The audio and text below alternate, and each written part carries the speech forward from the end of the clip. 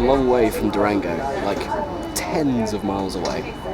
This is the 4th time I've ridden this train. Let me show you why. You are joining me in episode number 12 of my series tracing my solo journey from Salt Lake City, Utah to Denver, Colorado, tracing mainly Rio Grande Railroad history. Please like and comment, I like to hear from you. Please look at the other videos in the series and my channel. Please subscribe to the channel, and if at all possible, share the videos. Any interaction helps, and it'll be greatly appreciated. So thank you for joining me on the Grand Tour. So here I am at the Durango and Silverton Railroad, one of the finest heritage railroads in the world, really. On the previous day, travelling to Durango, I actually traced the Rio Grande Southern, looking for remains of a railroad through stunning scenery which closed in 1951. That was amazing, and that was episode 11 if you haven't seen that already. Now I'm in Durango, about to ride some rails which have been in continual service since 1881. For my 2 nights in Durango, I stayed at the General Palmer Hotel, which is named after General William Jackson Palmer, who built the Denver Rio Grande Western Railroad, and it's right next door to the Durango depot. Anyway, day of the trip, I got myself ready. I thought I'd wear my Dirt the Cat t-shirt that I bought at the Nevada Northern Railway a few days before. Cool. It's already here. This hotel was built in 1898, so it has some charm to it, if a little tight for space in some places. Down. I was afraid I'd catch my fingers in the scissor gate. And then we're there.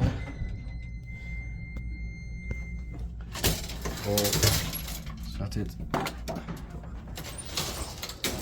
Alright. How are you? Pretty good. They serve a nice buffet breakfast, and if you like, you can sit out by the lobby, from which you can see trains leave the station.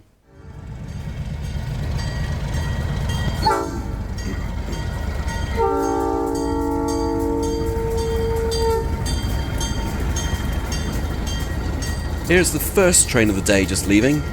They typically have 2 trains a day, and in recent years, yeah, they do run diesels now, so it'll be 1 diesel and 1 steam. They acquired 4 of these diesels from White Pass in Yukon, which the subject has been quite controversial among rail fans because the railroad has always been steam. So these diesels are not Rio Grande heritage, so to make a change has rustled the feathers of a few. Now in my previous video, episode 11, at the end of the day I caught a train arriving which just happened to be a diesel, and I did express my disappointment. And after watching that, 2 employees of the Durango and Silverton sent me this, which I thought was hilarious. Diesels to Silverton. Cry about it, you foamer. That's a slang for a rail fan if you don't know. The future is now. Yeah, with diesels built around 1970. So Joe and Jake, thanks guys, I appreciate that. Very funny. Now let's go and find a proper train.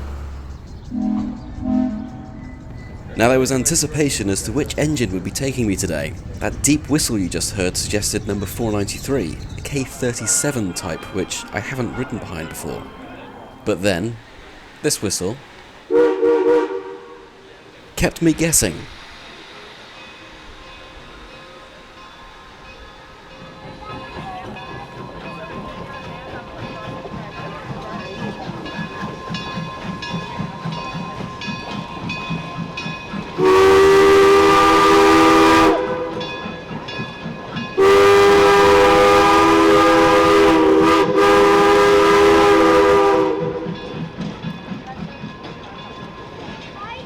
So to my surprise, 2 engines.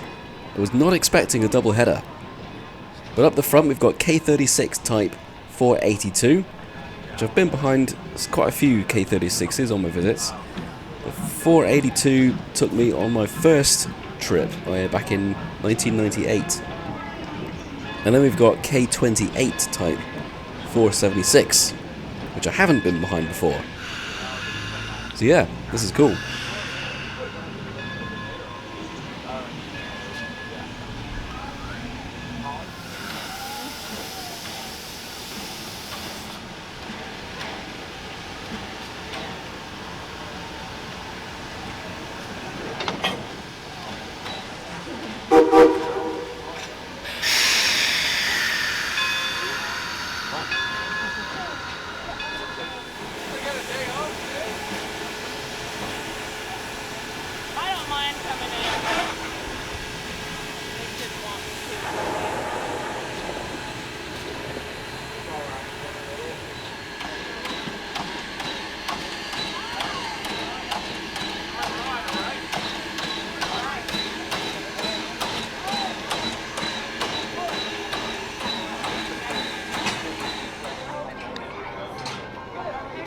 On to get on board.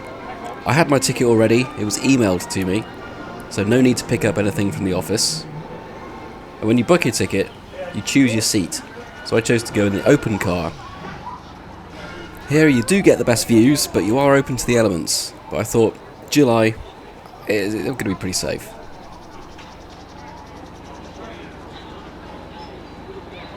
As soon as you get there. We don't really care which bathroom that you use as long as it's vacant, so just check the door, see if it's vacant or not, go ahead and use it. This guy giving a briefing looked after us for the entire trip. Nice guy. I had a chat with him. He's very into British heritage railways and he seemed to know more about them than me. Soon came 9 o'clock. Time to go.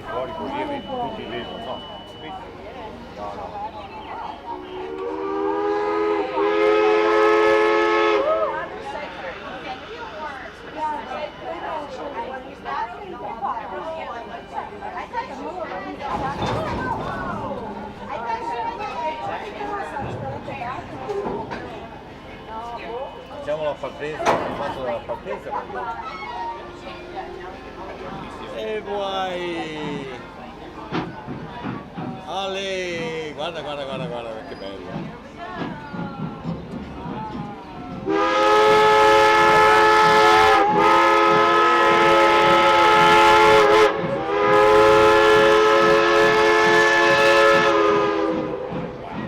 I must admit that as we pulled out of the station, I might have had a little tear in my eye. Yeah, I'm back in one of my most favourite places in the world.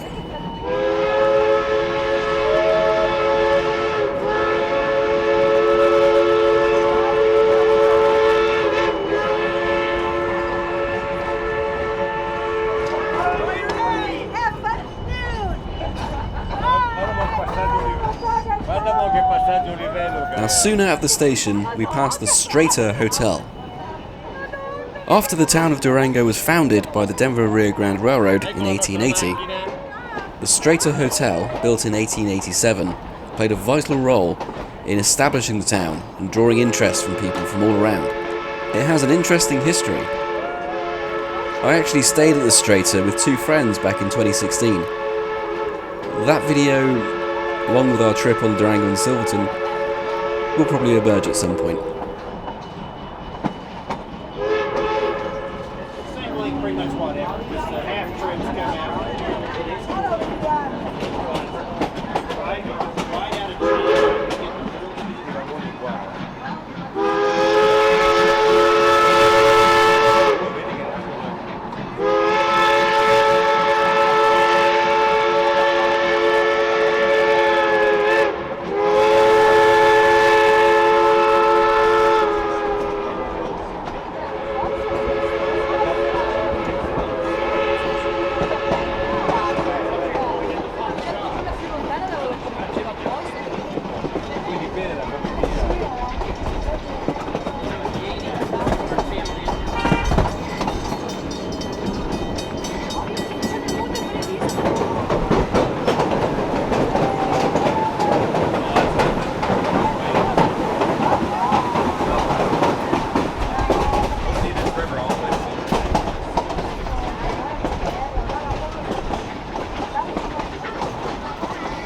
Now, the following day, I actually chased the train out of Durango. I managed to get a few shots from a different perspective.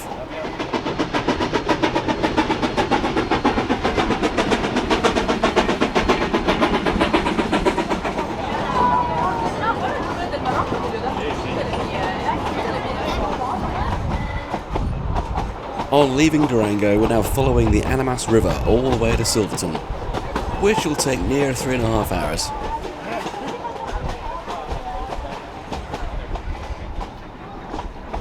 I'll just point out that the Durango and Silverton Railroad is what was the Silverton branch of the Denver Rio Grande Western. Now, it's one of only 2 preserved sections of the Rio Grande narrow gauge network, the other one being the Cumbres and Toltec Railroad, which I rode a couple of days after this one.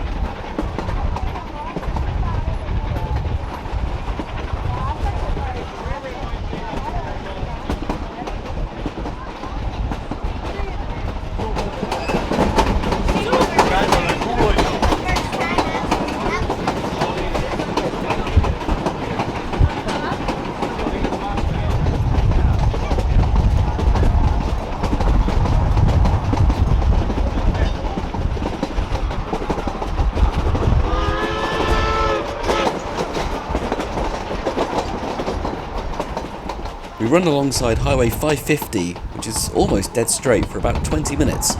It's fun though, seeing all the cars racing by. Not everyone can keep up with us though.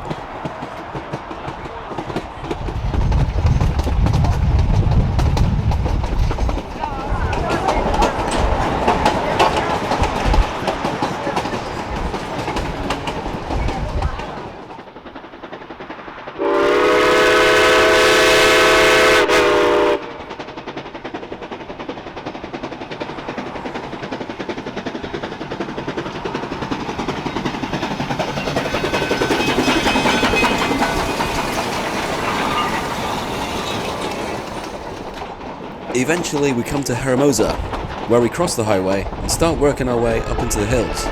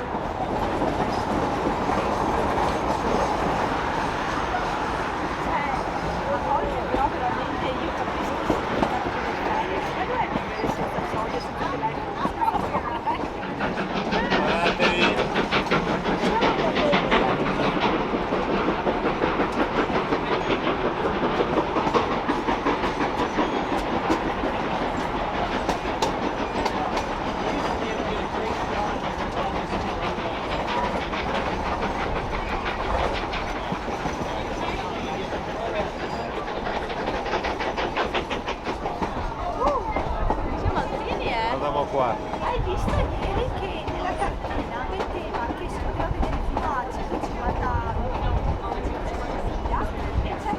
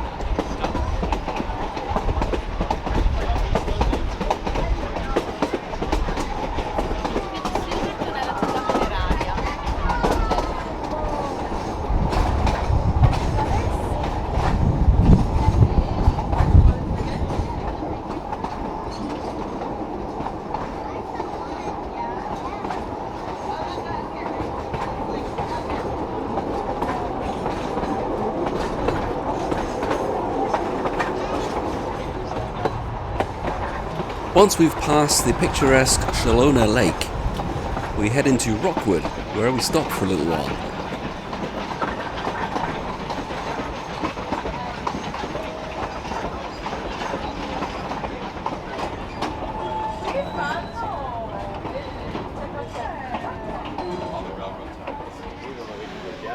We're about to head out to the famous Highline, where double heading is not permitted. So the leading engine, number 482, is detached and goes on ahead without us. We'll catch up with it later on. Roberta sta soffiando sulla pista. Non ti ricordi che nei film western c'è sempre il tubo che arriva fino dentro? La mola si spinge, guarda la mola si spinge.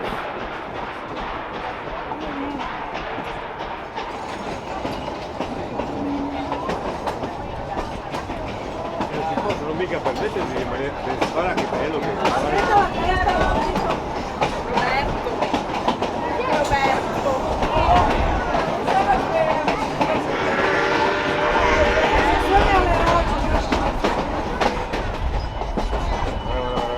Che roba!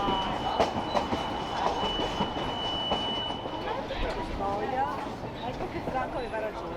che spolveranos.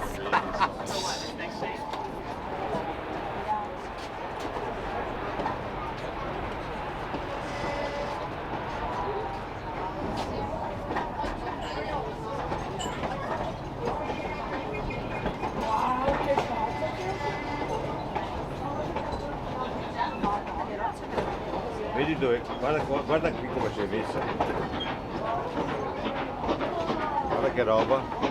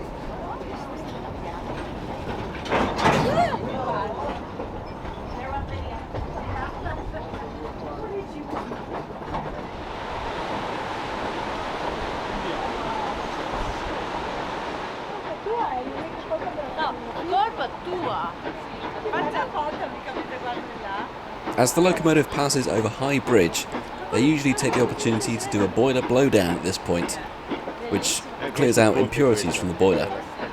The blast's out on the left on this occasion, so you hear it, but we can't see it. But we'll see them do it again later on.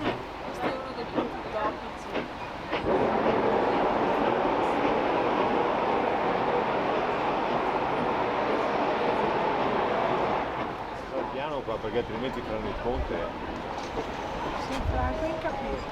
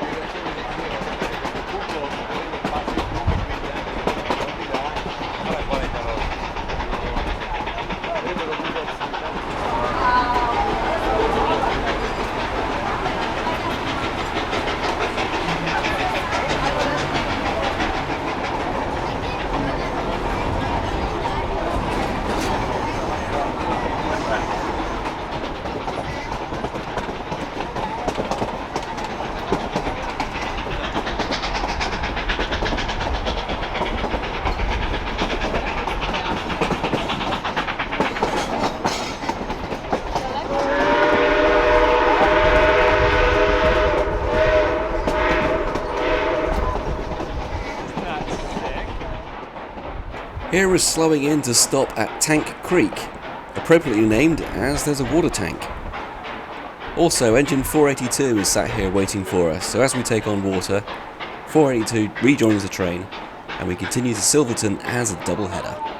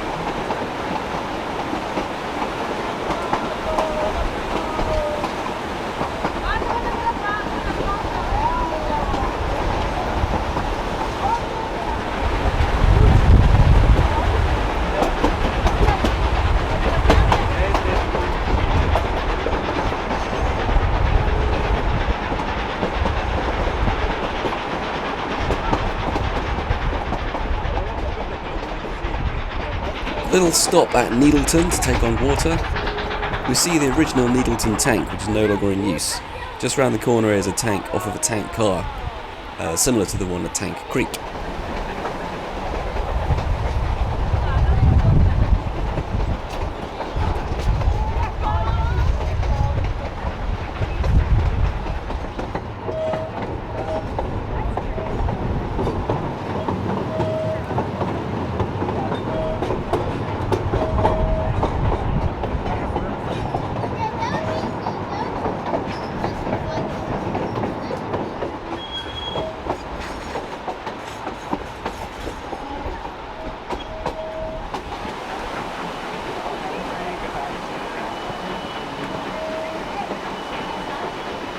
Here's another chance to see the engine perform a blowdown.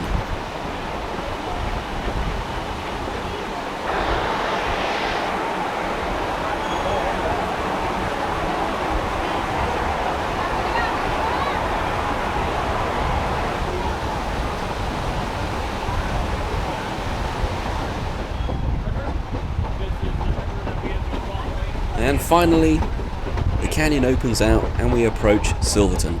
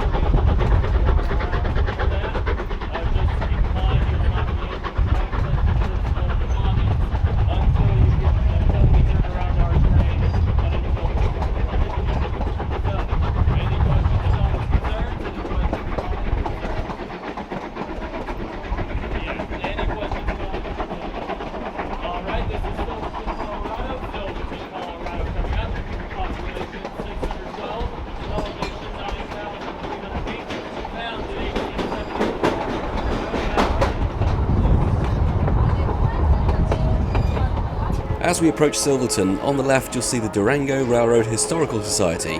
Yes, Durango, but they're in Silverton. They're a group which preserve a lot of rolling stock, and they own a steam engine as well, locomotive number 315, a C18 type, which actually lives at the Cumbres Toltec Railroad at the moment.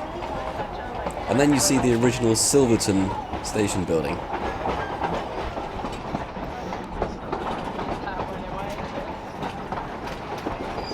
Rather than stopping at the old station site, the trains go right up the street into Silverton, which is quite unique and quite fun.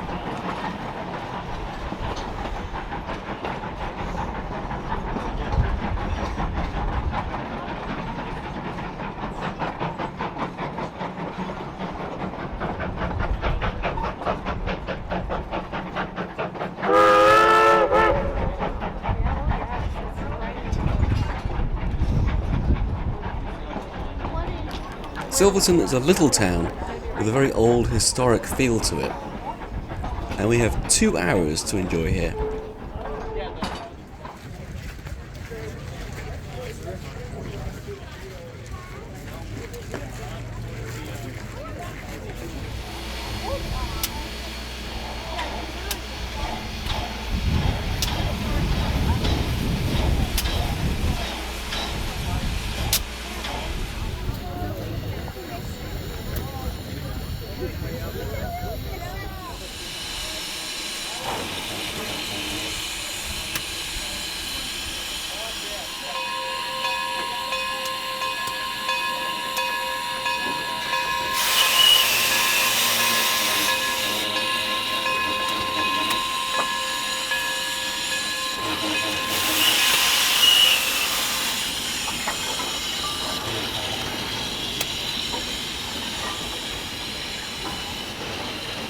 Once the locomotives have done some posing for the passengers, they reverse the train out of town as it has to be turned before returning back to Durango. Now for us, time to explore Silverton and grab some lunch.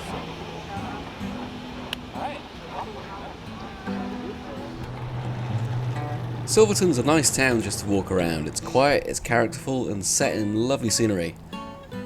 There's plenty of options for lunch, as obviously there's a lot of tourists come every day.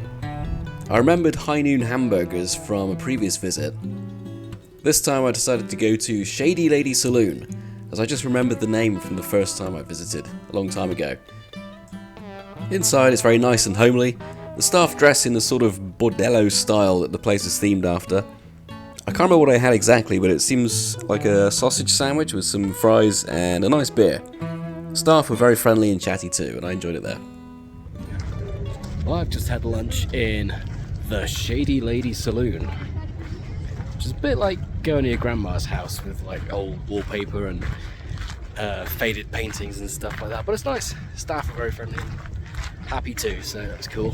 Had a beer. Good times. Now I'm looking around Silverton. I had a nice wander around Silverton. I took a lot of pictures of the buildings, just taking the architecture for modelling reference, or just for posterity. I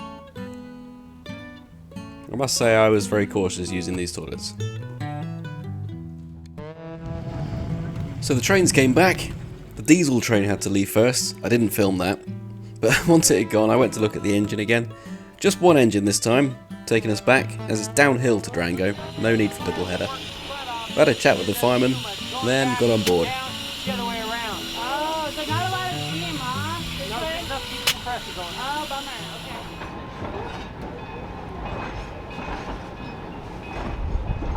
Well, another 3.5 hour journey back to Durango. It was for me anyway. I noticed quite a few people on the coach had changed. That is an option on the railroad, is to do train one way and bus the other. This meant the Italian family that had sat next to me on the way up had been swapped for some English-speaking people, so I had more chance for chat on the way back, which was nice.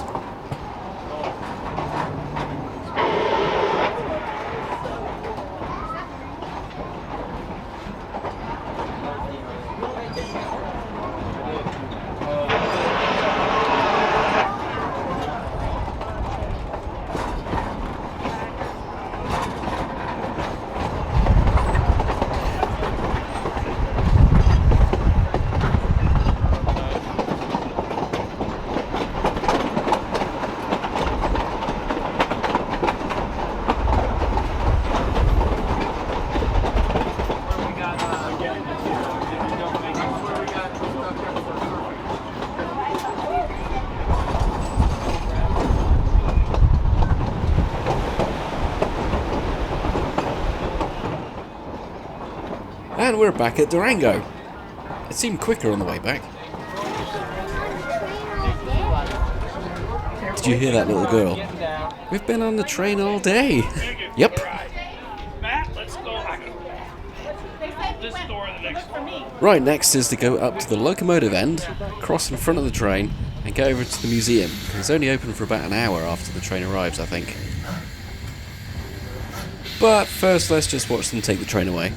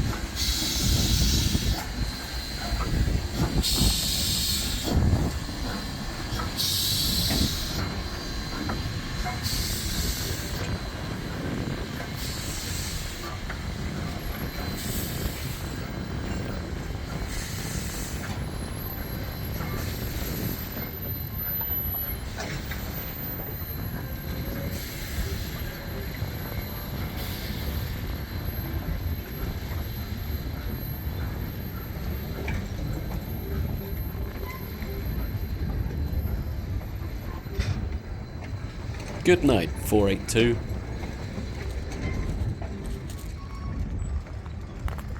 The lady by the door there was about to tell me off for straying from the path. Whoops. I'll give you a quick look of what's in the museum. As well as trains, there's other transportation, cars, fire engines, a plane. There are models. Look at this one made of Lego.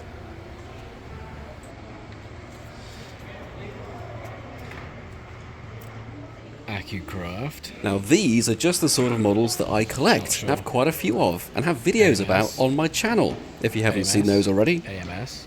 I have them running around my garden. You should have a look. There's quite a sizable model layout, which is nice to watch for a while.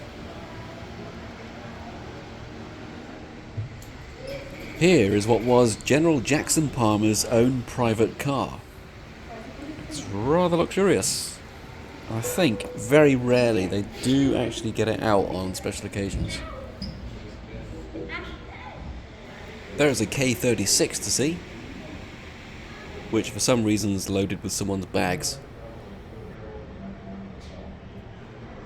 And there's a K-28 with steps up to see the cab. Although I have a feeling this one might be being worked on to be made operational again. I'm not sure. There's an old sleeper car. Do you fancy sleeping in these bunks?